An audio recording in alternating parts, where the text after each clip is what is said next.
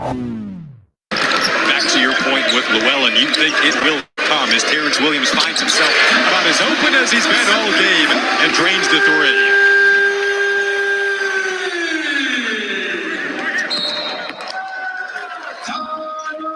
Prompts the Jackson State timeout. Wolverines up 13, their largest lead of the game.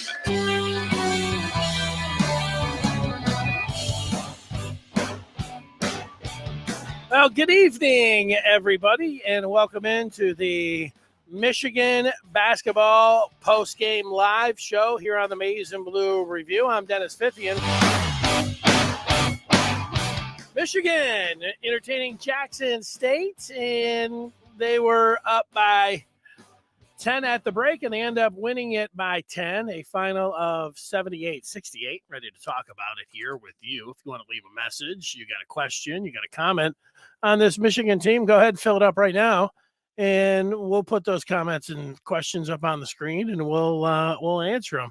I'll give you my thoughts on what I saw from this game, and we can talk about it for sure here on this eve of Thanksgiving. Maybe listening to this on Thanksgiving morning, getting ready for all the action coming up tomorrow, which for you will be today. When I look at this game here, Michigan, they were in a little bit of a fight with Jackson State in the first half, but Michigan ended up closing the half on a 9-0 run, and they led it by 10, 37-27. In the first half, I don't want to say a scary situation because it didn't seem that scary at the time.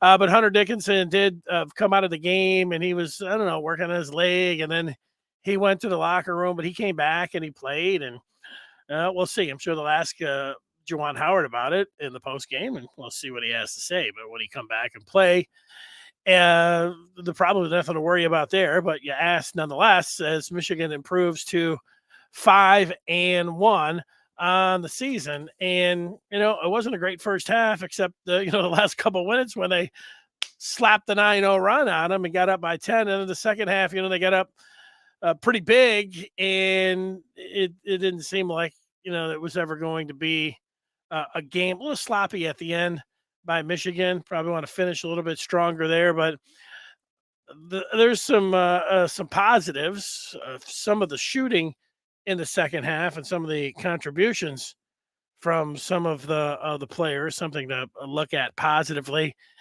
If you're Michigan, the thing that you really want to look at, especially if you're a Michigan basketball fan, I'm sure if you're a player as well, is that, you get a game like tonight. I don't think Michigan was ever in jeopardy. They ever thought that they were going to lose this game. But now these next 5 games, it's kind of like the preseason is over. Like it's from going and, getting put through the paces here. And now it's time to get real. Upcoming schedule for Michigan this coming up Tuesday. They will take on number 5 Virginia at the Crisler Center in a 9:30 start, part of the ACC Big Ten Challenge. Yeah, Virginia right up there in the top 5. Going to be a tough game for Michigan. You know how Virginia plays with that the pace, that slower pace, deliberate pace that the Cavs will bring into Ann Arbor. And then it's off to London.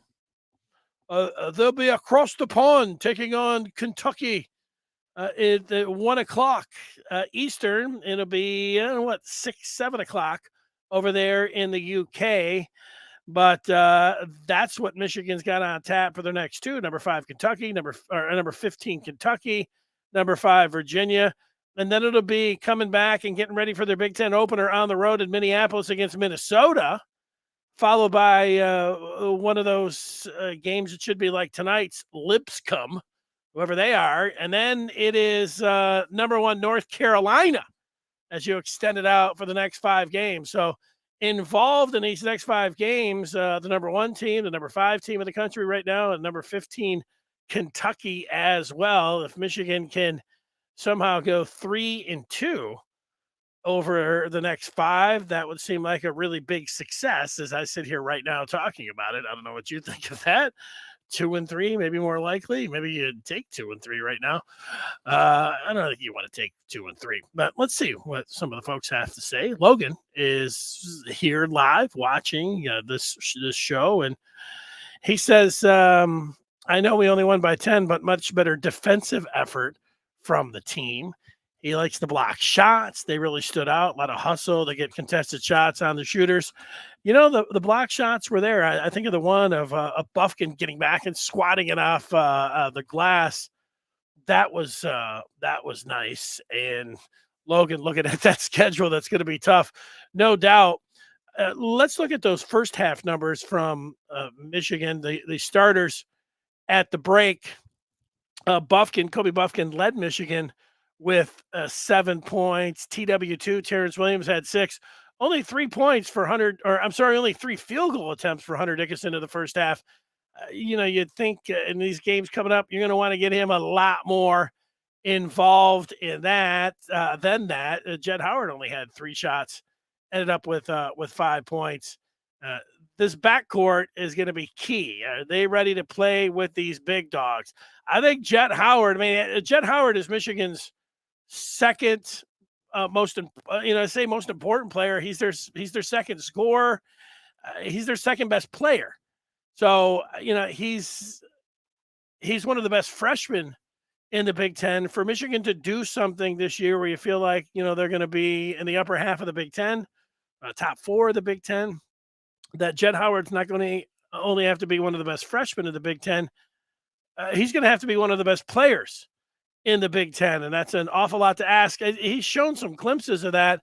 How much more can he look like? He can make some big-time shots, and he can do everything out there. So that's the good news. It's that he's not just a three-point shooter. He's not just somebody who can drive. He's a good passer.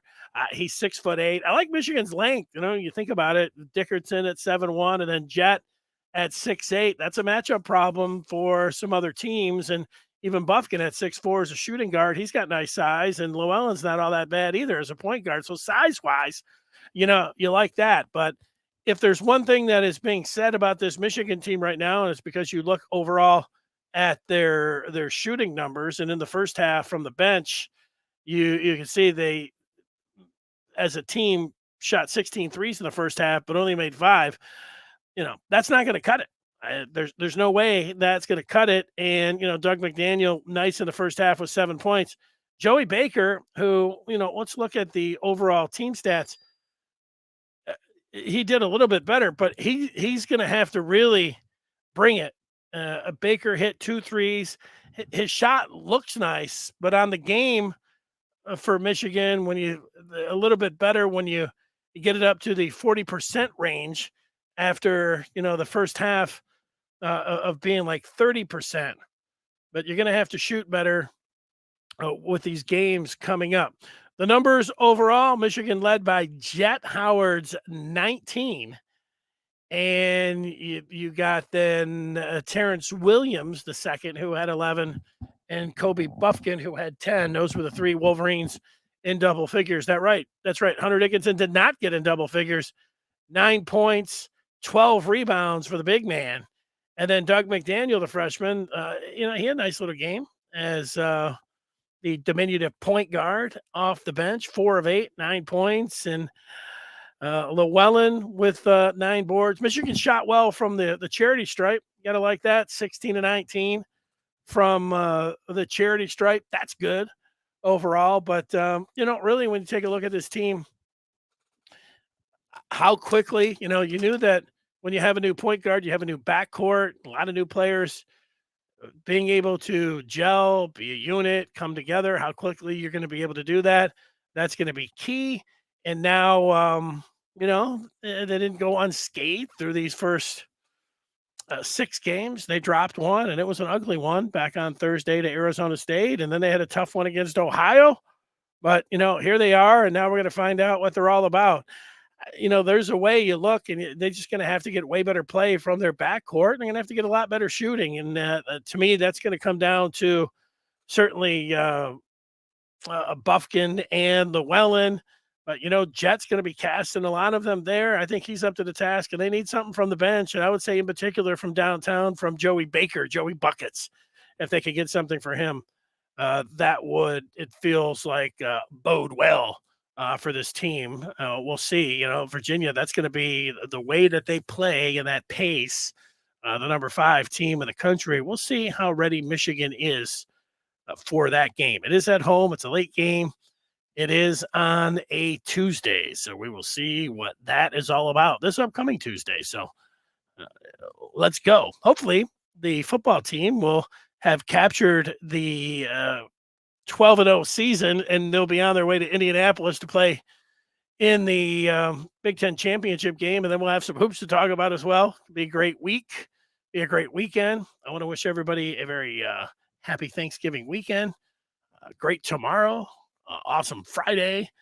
It's a fabulous 4 days if you're a sports fan, from the pro football to the college football to the World Cup to right down the line. It is all day, all night kind of thing. But all right, Michigan wins this one 78-68.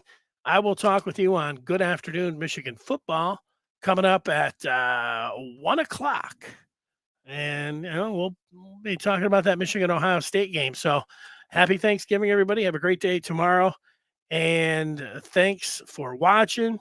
Thanks for listening. 78-68. Michigan is now 5-1 on the year. Good night, everybody.